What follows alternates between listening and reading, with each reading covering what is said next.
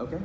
So the ideal capsulorhexis is 5.5 millimeters, centered over the visual axis, symmetric overlap over the optic edge. Not usually a problem. I don't see that as being a major health hazard in routine cataract surgery. Now, there's a lot of talk about automated capsulotomy techniques, and I just want to show just a few suggestions on how to make a good rhexis. Now, if you just lay the anterior capsule onto itself and you picture a pizza pie, now if you notice right here, if you lay the rhexis onto itself and you have this curvature right here, the rhexis will actually follow the curvature of itself. So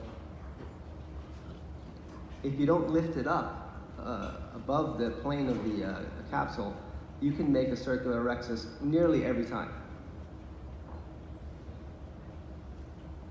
The incidence of anterior capsule tears associated with routine surgeries between 0.79 and 5.5%. For flax, that rate may be either 0 or 5.3%, depending on your study.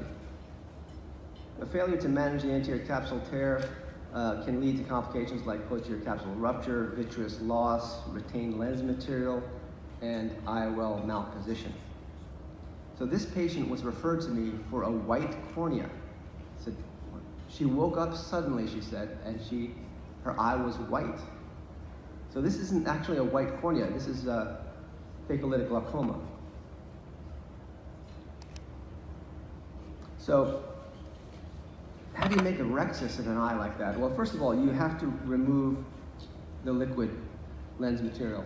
So we're using bimanual irrigation and aspiration, and this stuff is very sticky, like Cortex. You can see that calcified endothelial plaque there as well.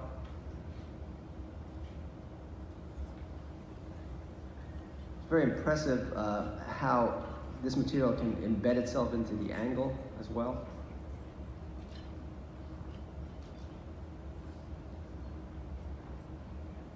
So we'll use intraocular air, obviously trypan blue. Once you puncture the anterior capsule in these hypermature lenses, you'll get a plume of liquid lens material. Now, the secret to doing these cases is to constantly evacuate this plume and have viscoelastic filled in the anterior chamber and pushing down on the anterior capsule. And you can see the plume of fluid just like sort of driving in the fog over here. But eventually we get through it. Here I'm going to aspirate some of the material. I'm going to put more viscoelastic. Healon 5 works very well for these cases. I do notice that when you use Healon 5, the capsulorhexis does tend to be a smaller diameter. That might be technique dependent. So you can complete a rhexis in these cases once you have visibility.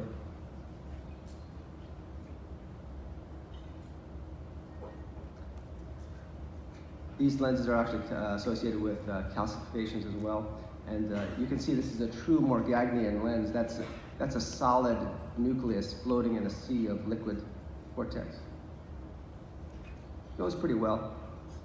Now, this is a Morgagnian cataract. It looks dramatic. But if you follow the usual steps, you get a plume of fluid, evacuate the fluid, you can usually end up to have a fairly good case.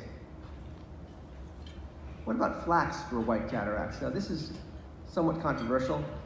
The laser cannot cut what it can't see. So this is a very challenging use for this technology. There was one study that showed that there were some complications with flax for white cataracts. There were 2 radial tears, 8% radial tears, tongue-like adhesions in 36% of the cases, and an incomplete capsulotomy in 12% of the cases. So it's not always a slam dunk. What can go wrong? Well, this is a 34-year-old insulin-dependent diabetic with 3 prior spinal vitrectomies for PDR and a fractional retinal detachment. He had silicone oil tamponade but the oil was removed. Obviously, you can see the emulsified oil still here in the anterior chamber. Vision's hand motion.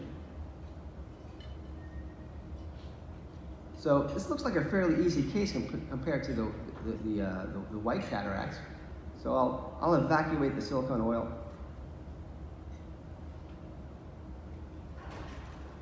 I'll use intraocular air, Trypan Blue.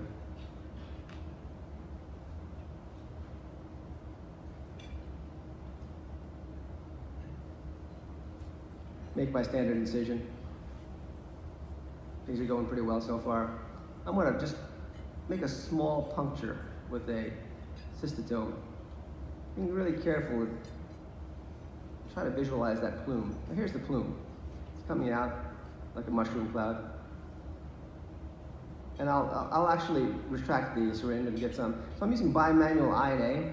I am, irrigation is to my right and aspiration is to the left. I'm going to decompress this lens. This is a piece of cake. Doesn't look that hard. And decompress slowly, slowly, and get a little more. I want that anterior capsule to lay flat. But I didn't want that to happen. Let's see that in slow motion. Oh my God. So Argentinian flag sign has been documented to occur in less than 0.11 seconds, by the way. There's a video on YouTube about that. So what do we do next? What do we do once we have the Argentinian flag sign? You want to limit the possibility of the extension of the radial tear to the posterior capsule. You want to safely remove the remaining lens material by limiting rapid changes in IOP and anterior chamber depth. And you want to maintain enough capsular support for a lens implant. So after I've taken a deep breath, so what am I going to do next? Well, I'm going to do two hemicircular capsulorhexis steps here. I'm going to create a half a capsulorhexis on this side. I made a small snip in the capsule with a cystotome, and I'm going to slowly make a pseudorhexis here, pseudocircular rhexis. And I'll do the same here. I'll make a small nick.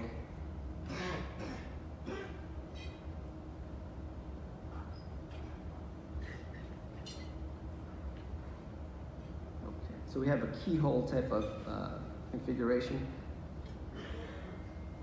So phaco in these lenses depends on the patient's age and density, and just need to go slow motion phaco, a lot of viscoelastic, take your time. Ironically, in the Argentinian flag sign, posterior extension is actually fairly rare if you handle it properly. So this is a 3-piece MA60 AC lens. In this case, I'm not going to inject it. I'm going to fold it with folding forceps from Ryan. This is the old classic technique from the late 90s and early 2000s.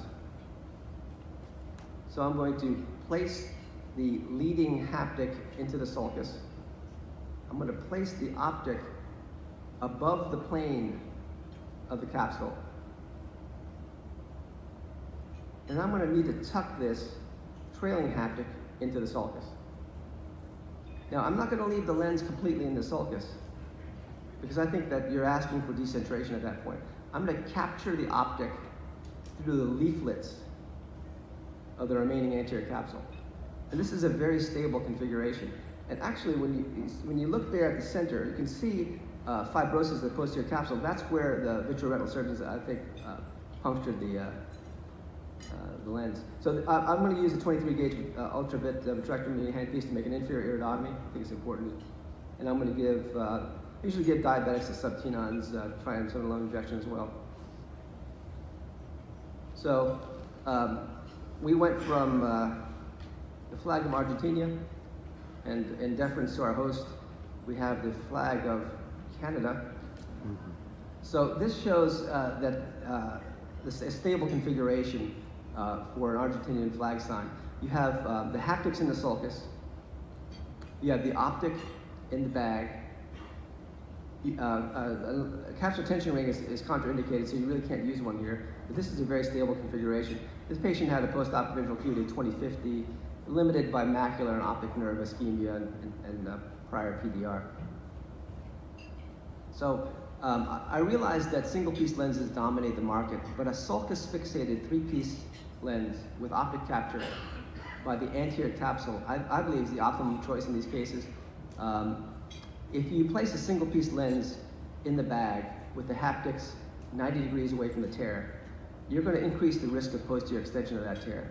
And when you place the haptics in the parallel orientation of the tear, there's also an additional risk of an exposed haptic edge, which can lead to UGG syndrome. And as I mentioned before, capsular tension rings are contraindicated for any radial tears. So I want to focus on identification of risk factors and predictive values. Is there any way to predict the occurrence of an Argentinian flag sign? And I think that if you talk to a lot of people, they'll just say, it just happens. But it really doesn't just happen. Dr. Mahendra in India has had an obscure presentation. And I found one of the slides that said that in the intumescent mature cataract, if the lens thickness is greater than 5.5 millimeters by ultrasound, and the anterior chamber depth is less than 2 millimeters, you will likely have an Argentinian flag sign. So if there's one slide on my presentation this morning that I want people to remember, 5.5 thickness, less than 2 millimeters anterior chamber depth.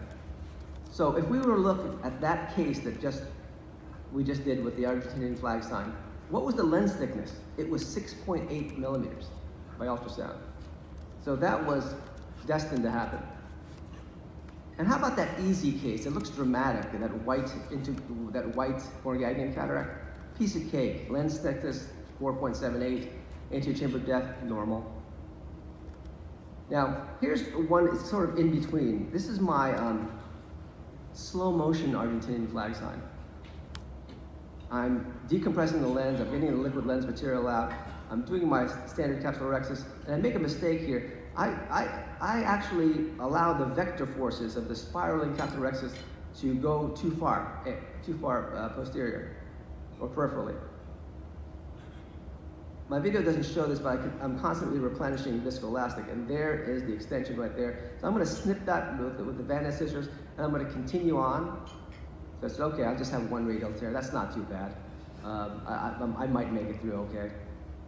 So I'm going to continue the rhexis, and there it's trying to extend again.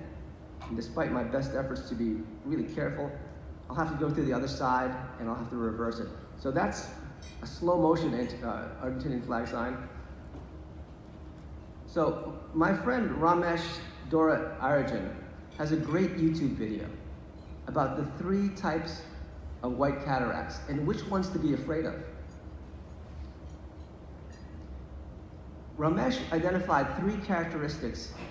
These are not biometric characteristics. These are morphological characteristics of hypermature lenses that are at risk for the flag sign. A central canyon with liquid cortex, star-shaped lakes, and intralenticular water clefts. And what does that mean? Well, this is Ramesh's YouTube video that shows the central canyon.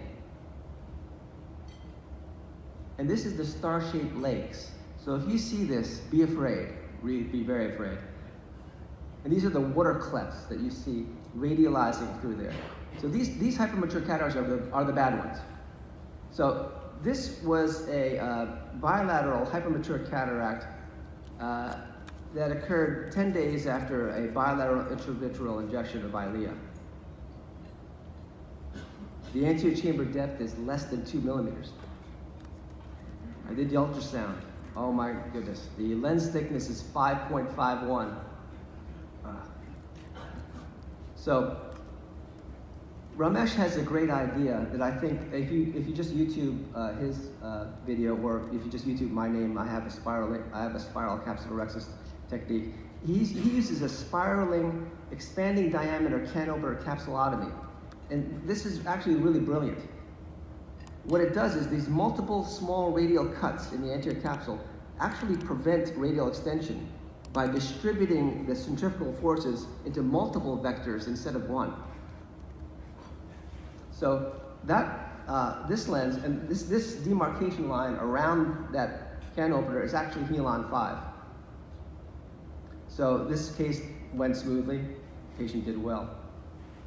So in closing, if you see a hypermature intumescent cataract, the risk factors for radial extension and a flag sign are high if the lens thickness is greater than 5.5 millimeters or anterior chamber depth is less than 2 millimeters, and if you see water clefts, canyons, and those clinical signs, be careful.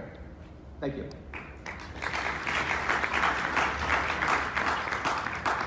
All right, thank you very much, Dean. So next we're going to call up Brandon, and if you saw Brandon yesterday, you already know this, but if you didn't, you're